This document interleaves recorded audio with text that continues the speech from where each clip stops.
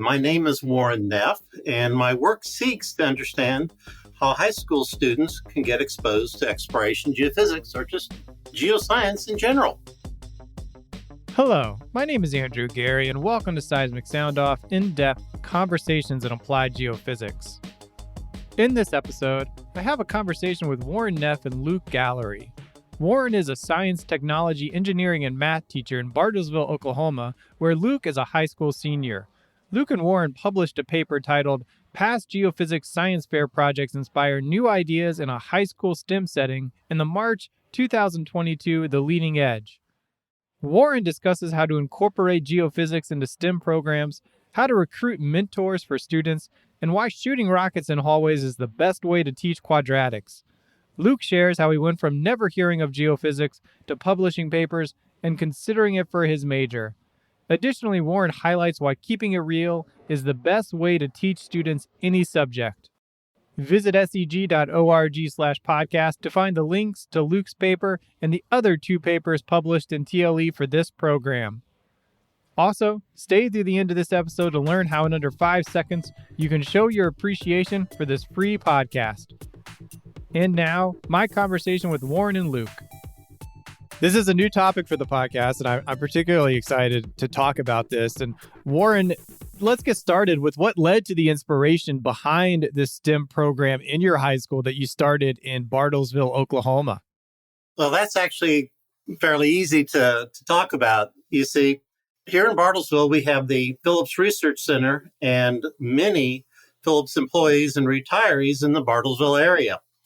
STEM's always been on our minds, especially in the community and the district. The district actually did win a Phillips 66 grant, and that grant was used to build the present STEM labs that we have in our secondary schools.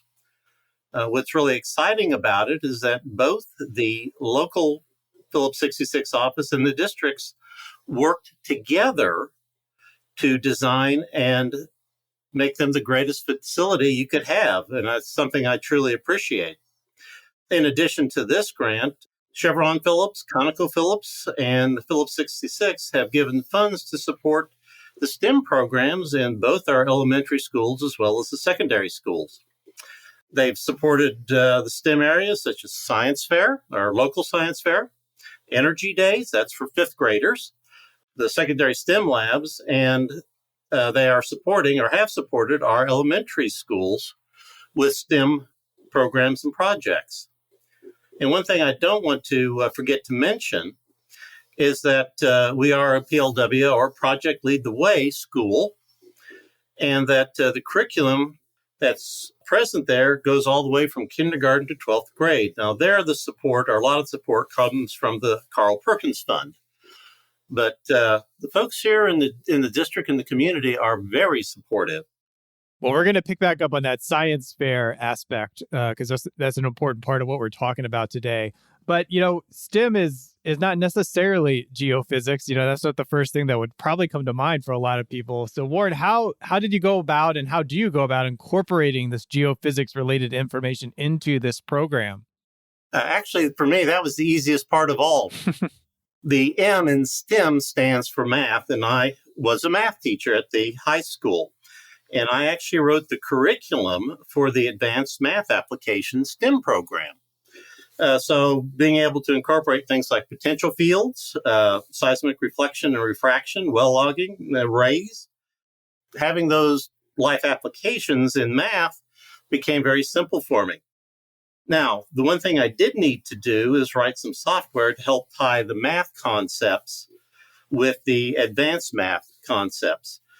But that was actually made very easy because the STEM labs with their computer resources just made it so easy for me to be able to tie those together. The one thing our district did obtain was a Halliburton grant. And the Halliburton grant was for the ProMax seismic processing system. And I used that in my STEM class as well. This was also used for science fair projects. In fact, the second high school article published in the Leading Edge that used the ProMax system to process the GPR, ground penetrating radar data, that was used to look for unmarked grave sites. So we take advantage of every opportunity we can, and that includes trying to incorporate geophysics in what we do. Well, that's a good segue there, Warren. You mentioned getting published and the leading edge, and we have the privilege here to speak with one of your students that was recently published in March's The Leading Edge. So, Luke, if you just tell us briefly a little bit about yourself and what you're doing in school, but also what was the goal of your paper that's published in The Leading Edge, and why did exploring this particular study interest you?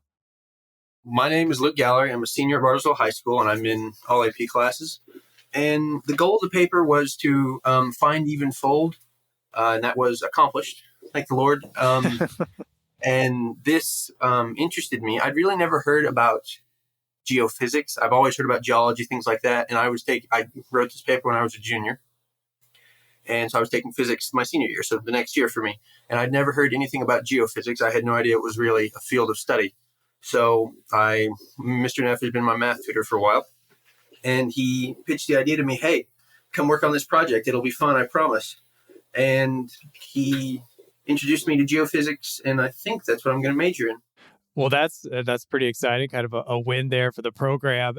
What was your reaction when you duplicated the results? You kind of hinted at there, but you were duplicating results from a previous published paper in TLE. So what was it like when you found the results out?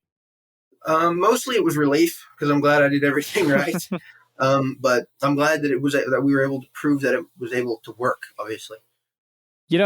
I'm going to skip ahead here, Luke, and still chat with you a little bit more. How did it feel to see your work published in The Leading Edge? And I'm also kind of curious, what were you aware of The Leading Edge? Did you read some papers prior to submitting to The Leading Edge?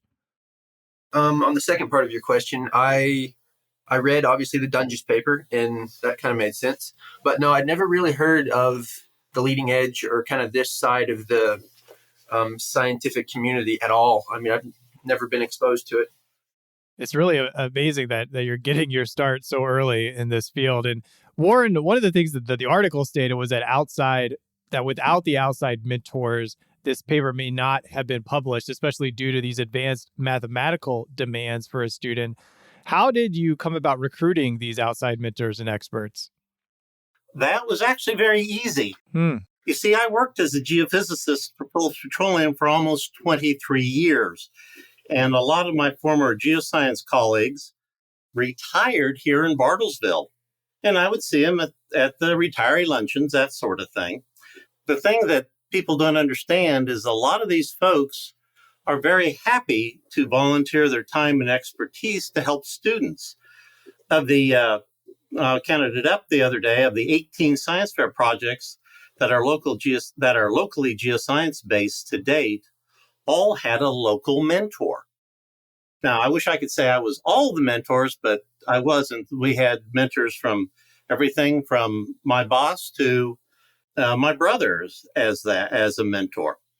And of those 18 projects, 10 of them got to go to state, of which 4 were platform. That means they were first, second, or third in their category. We had 3 that were second, and 1 was third in their category in state. One of the things I'm very pleased to say is that this year, 6 geoscience projects that won 9 awards worked with graduate students or faculty members from the Boone Pickens School of Geology at Oklahoma State and used them as their mentors. So for me, that's pretty exciting to see college graduates or faculty working with these high school kids. When I say high school kids, these are sophomores, freshmen and sophomores that they worked with. So that was pretty exciting for me. So the expertise is out there. It's just a matter of going out and gleaming it. Yeah, a gentle encouragement to the people out there. And that really applies to all careers at all parts and at all kind of journeys of your career, whether you're a student or been a long-term professional. Those mentors and experts are so valuable. And Luke, I'm kind of curious, what lessons did you take away from going through a peer review process through something like The Leading Edge? I needed to work on my English a little bit, get my punctuation and grammar in, but I'm glad I was able to produce something that the editors at TLE were proud to have in their magazine. There were a couple, obviously, edits and rough drafts, but I'm proud to say that it is something that I'm proud to have published in TLE. Yeah, Luke, you mentioned that you weren't too aware of geophysics before this. What about geophysics? And now you said you're thinking about majoring in it.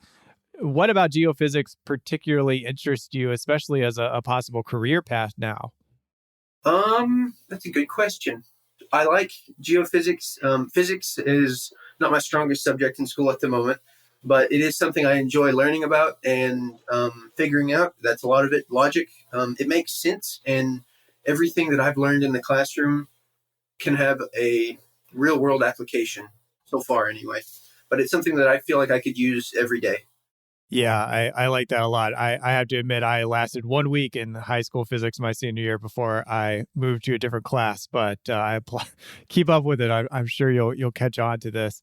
Ward, in your years of working with this STEM program, what have you found that helped encourage the students to look more closely at exploration geophysics? Well, there's actually a couple of things that really help with this.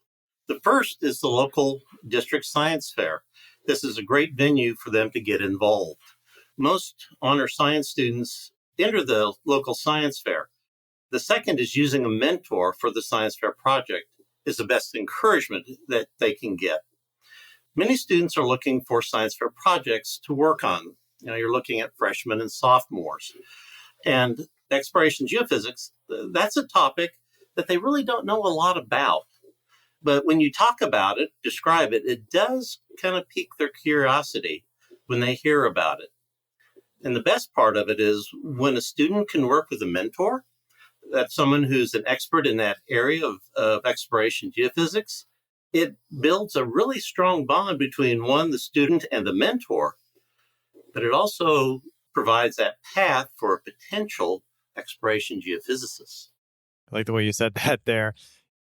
Lastly, I love it. And Luke, you can chime in here. I kind of directed it just to Warren, but there's really no reason you can't answer it if you'd like. And it's this question here of what principle, teaching, or point of view has helped you succeed in your field? Well, I'll give you my viewpoint of that. Now, then I'll let Luke give his. But mine, quite simply, is keep it real.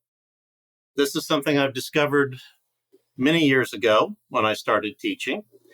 And that's when the student can see the connection between, in my case, math and how we use it in real life. You get that buy-in to why math is important in your life applications. Now, this is something I just didn't use in my STEM class. I used it in all my math classes. My demonstrations, my demos, as I call them, they were all life area applications. I doubt if there are very many math teachers out there that would shoot rockets in the hallway to help introduce quadratics to their students. And, I think of how many math teachers do you know that have the kids pull out slinkies to build and transform equations, polynomials? That's another kind of a weird way of looking at it, but it's actually a life application. And then they always had a blast when I brought out the chalk and string and they had to build different conics, your circle, your oval, parabola, and hyperbola with just a piece of string and chalk. What they were starting to understand is those equations that every math teacher throws at them, they now start to understand what they physically mean, what their applications are. And that's something I've always tried to do. Now, I do remember one former student. I saw him when he was a senior in college. He was getting ready to graduate. And this is what he said to me. He said, "I don't remember a single one of your lectures, but I remember every one of your demonstrations." And that said a lot to me. What said more was the fact that this was a student who became a teacher. Luke, your turn.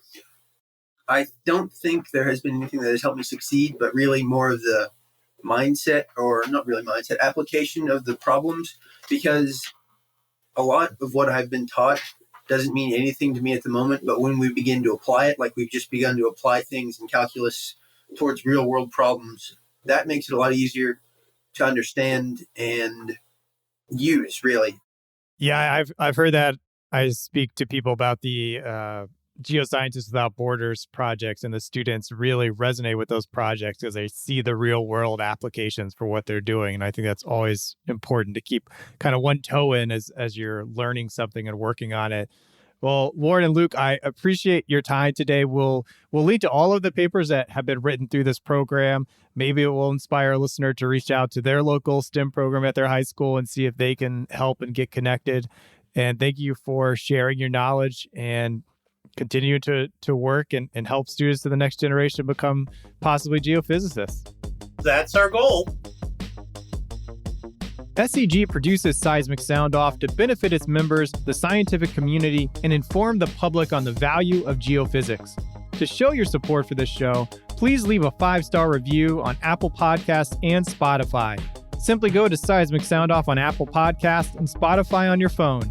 It takes less than 5 seconds to leave a 5-star rating and is the #1 action you can take to show your appreciation for this free resource. And follow the podcast while you are on the app to be notified when each new episode releases. Original music created by Zach Bridges. This episode was hosted, edited, and produced by me, Andrew Gary at 51 Features. The SEG podcast team is Jennifer Cobb, Kathy Gamble, and Allie McGinnis. Thank you for listening. This is Seismic Sound Off, signaling off.